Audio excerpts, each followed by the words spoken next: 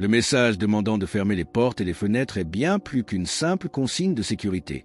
C'est un geste physique qui symbolise un acte spirituel profond. Il s'agit d'entrer pleinement sous la protection de Dieu, de se séparer du tumulte extérieur et de placer sa confiance dans la certitude qu'au sein de la maison du Seigneur, il n'y a rien à craindre. La Vierge Marie ne nous appelle pas à la panique, mais à la prière. Elle nous invite à réunir notre famille, à allumer une bougie et à tenir le chapelet avec ferveur. C'est un moment pour pleurer si nécessaire, pour demander pardon et pour s'abandonner à l'étreinte divine. Ce qui approche ne peut être résolu par l'argent, les relations sociales ou la technologie. L'unique antidote est la grâce de Dieu, et celle-ci s'obtient par la prière, la repentance et une confiance absolue. Comme petit merci de nous rejoindre aujourd'hui, nous offrons un moment de bénédiction partagée. Commentez avec le mot « foi » si vous êtes ouvert à recevoir une pensée finale spéciale dédiée à tous ceux qui participent. Et s'il vous plaît, appuyez sur « j'aime » si vous appréciez ce moment. Restez bien avec nous, car au fur et à mesure que notre histoire se déroule, nous découvrirons une perspective sur l'urgence de notre temps qui pourrait vraiment vous surprendre. Si vous portez le poids de la culpabilité ou le regret de ne pas avoir été la personne que vous auriez dû être, sachez que vous n'êtes pas seul.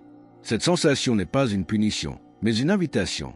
C'est la Sainte Vierge qui frappe à la porte de votre cœur, vous murmurant qu'il est encore temps de revenir, d'être accueilli et renouvelé. L'avertissement des 3 jours n'est pas là pour effrayer les justes, mais pour réveiller ceux qui dorment encore, offrant une ultime chance de repentance sincère.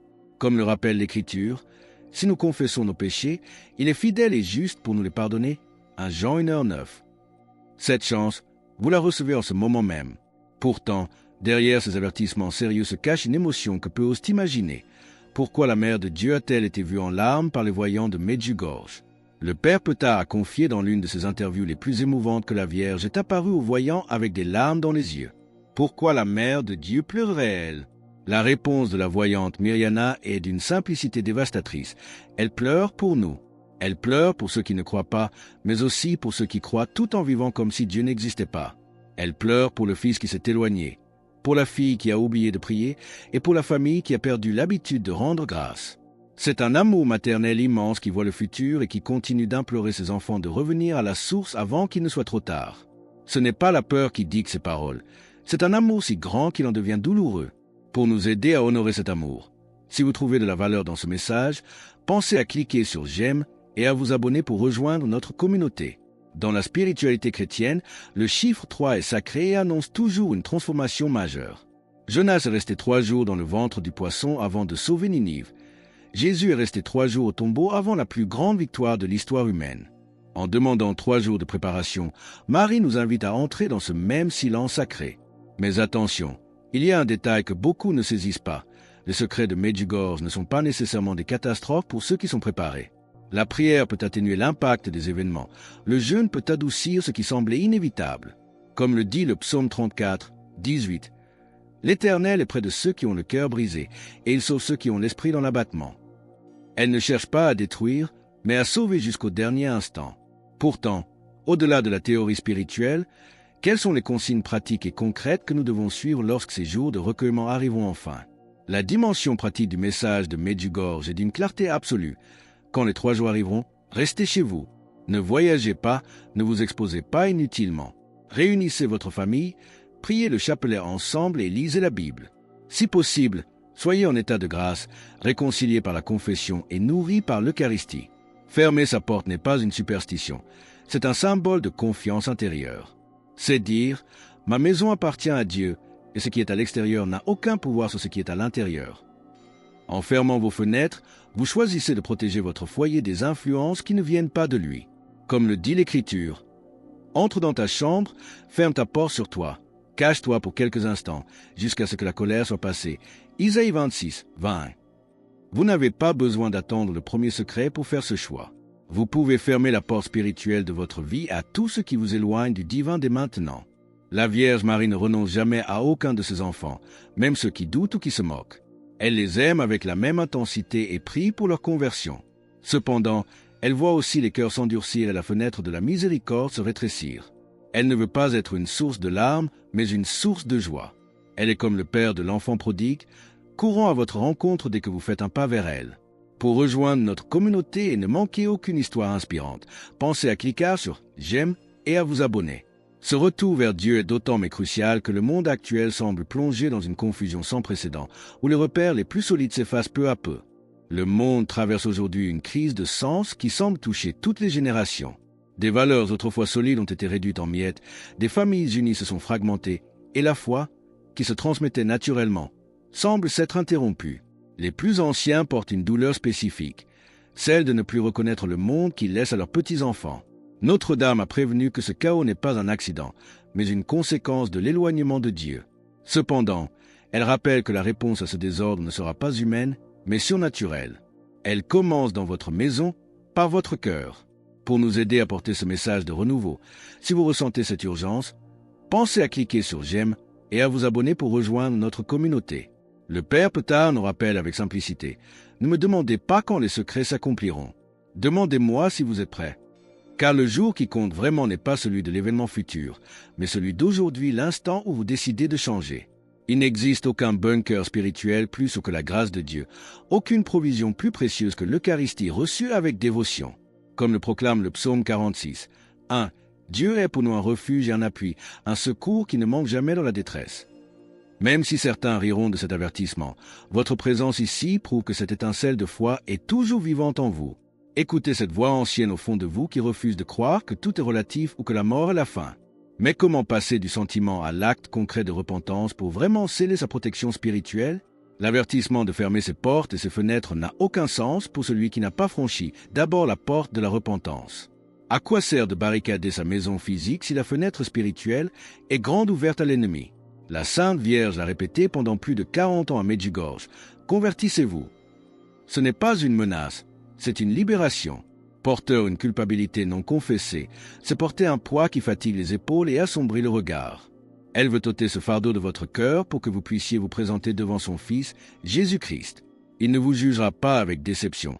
Il vous accueillera les bras ouverts, car c'est pour cela qu'il a donné sa vie sur la croix.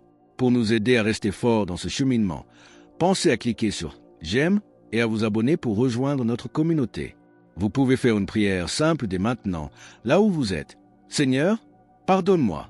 J'ai eu besoin de toi et je m'étais éloigné, mais je reviens. » Dieu ne juge pas l'éloquence de vos mots, mais la sincérité de votre cœur. Pensez aussi à votre famille, à vos enfants ou petits-enfants qui sont peut-être loin de la foi. C'est l'une des souffrances les plus vives pour un croyant. Mais Notre-Dame nous console.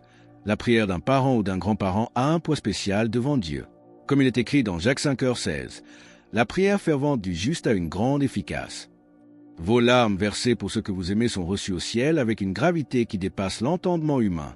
Ne désespérez jamais de leur salut. Mais pourquoi insistons autant sur le mois de mars dans ces récents avertissements? Et quelle attitude devons-nous adopter face à cette incertitude? Le mois de mars est souvent mentionné avec une insistance particulière dans les avertissements récents. On nous appelle à la prudence, à éviter les voyages inutiles et à rester proches de nos foyers. Personne ne connaît la date exacte des secrets, pas même le Père Petard, jusqu'à ce que la Vierge l'en informe 10 jours à l'avance. Cependant, cette recommandation de vigilance repose sur une accumulation de tensions spirituelles et géopolitiques que les voyants décrivent avec une urgence croissante. Cette prudence est la même que celle demandée à Noé avant la pluie ou à Lot avant l'aube.